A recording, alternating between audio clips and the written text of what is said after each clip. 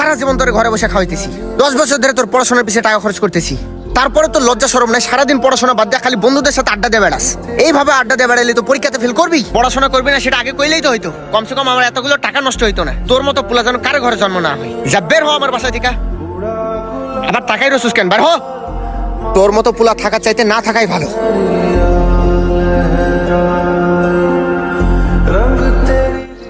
কিরে তুই বলে পরীক্ষায় ফেল করছস? তোরে দিয়ে চাইতে ভালো কি বার হইব? পড়ালেখা তো আর তোর দ্বারা হইব না। তুই থাক, তোর সাথে চলে আমার নিজেরও মানিজ্যটা খোয়াইতে চাই না।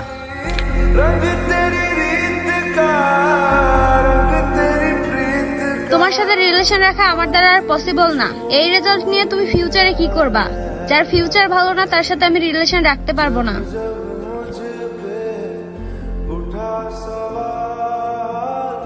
নিশ্চয় আল্লাহ যা করে ভালোর জন্যই করে।